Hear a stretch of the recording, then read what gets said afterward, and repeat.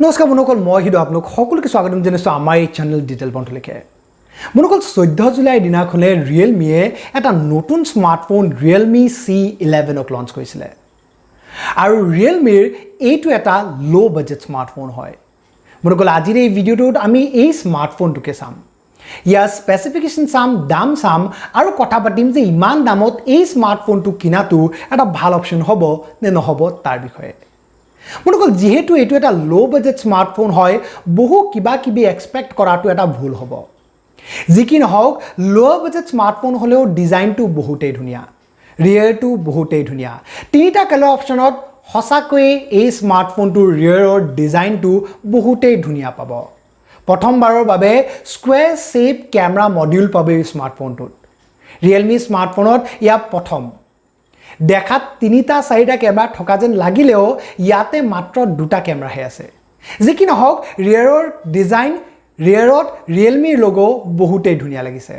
ফ্ৰণ্টত যদি কথা কও ৱাটাৰড্ৰপ নটছৰ সৈতে ডাঙৰ ডিসপ্লে এখন পাব বেজেলছ সৰু পাব চিনো বহুত সৰু পাব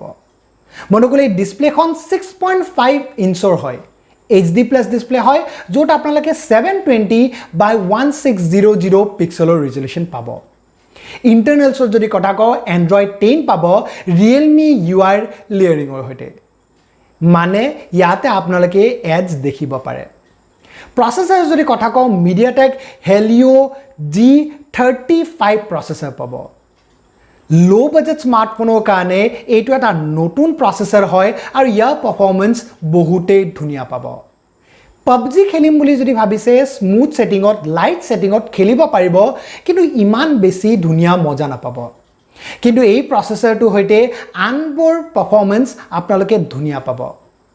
যদি কথা কও RAM আৰু ষ্টৰেজৰ 2GB RAM পাব 32GB ষ্টৰেজ পাব আৰু এই ষ্টৰেজটোক আপোনালোকে 256GB লৈকে বঢ়াব পাৰিব যাৰ কাৰণে আপোনালোকে এটা ডেডিকেটেড স্লট পাব মানে দুখন নেনো সিমৰ লগতে এখন মাইক্ৰো SD কাৰ্ড আৰামছে লগাব পাৰিব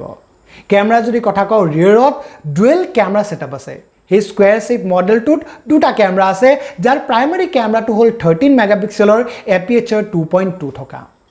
আনটো হল ডেপথ সেন্সৰ বা পোৰ্ট্ৰেট সেন্সৰ 2 মেগাপিক্সেলৰ aperture 2.4 থকা সেলফিৰ কাৰণে 5 মেগাপিক্সেলৰ সেলফি কেমেৰা পাব aperture 2.4 থকা আৰু এই সেলফি কেমেৰাটোৰ দ্বাৰা আপোনালোকে ফেস আনলকৰ সুবিধাও পাব 5000 mAhৰ ডাঙৰ বেটাৰী পাব কিন্তু কোনো ধৰণৰ ফাষ্ট চাৰ্জিং অপচন নাপায় কানেক্টিভিটি অপচনত 4G VoLTE Bluetooth Wi-Fi micro USB 3.5mm জ্যাকৰ নিচিনা আপোনালোকে কানেক্টিভিটি অপচনস পাব বেছিভাগ সেন্সৰসে পাব কিন্তু ইয়াতে ফিজিক্যাল ফিংগাৰপ্ৰিন্ট সেন্সৰ আপোনালোকে নাপায় দামটো যদি কথা কও 7499 টকা লখা হৈছে আৰু 22 জুলাইৰ দিনাখনে ফ্লিপকাৰ্টত 12 বজাত আহিব লগা সেলত আপোনালোকে কিনিব পাৰে তাৰ পিছত লাহে লাহে এই স্মাৰ্টফোনটো অফলাইন মানে আমাৰ আখেপাখেৰ দোকানসমূহতো अवेलेबल হ'ব যিকি নহওক হেকত যদি আমি স্মাৰ্টফোনটো কিনা ভাল হ'ব নে নহ'ব তাৰ বিষয়ে কও তেনেহলে প্ৰথমতে যদি লকডাউন চলি নাথাকিলে হয় হয়তো এই স্মাৰ্টফোনটোৰ প্ৰাইস 7500 নহয় প্লাই 6500 মান হল হয় আৰু 6500 মান যদি হল হয় এই স্মাৰ্টফোনটো একেবাৰে পাৰফেক্ট হল হয় ইমান দামত তথাপিও 7500 টকাত এই স্মাৰ্টফোনটো কিনিব পৰা যায়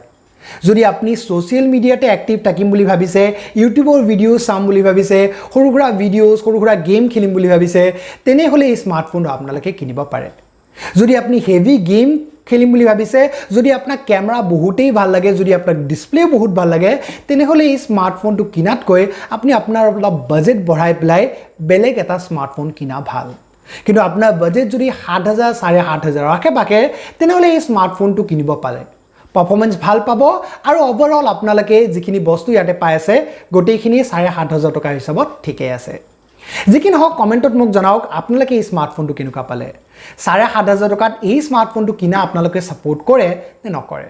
ভিডিওটো যদি ভাল লাগে লাইক কৰিব নিজৰ বন্ধুসকলক শেয়াৰ কৰিব ফেসবুকত যদি চাইছে আমাৰ পেজটো লাইক কৰিব ইউটিউবত যদি চাইছে চেনেলটো সাবস্ক্ৰাইব কৰি বেল আইকনটো দবাই দিব যাতে আমাৰ নোটিফিকেশন সমূহ আপোনালোকে পাই থাকে বন্ধুসকল তাৰ আজিৰ বাবে ধন্যবাদ জয় অসম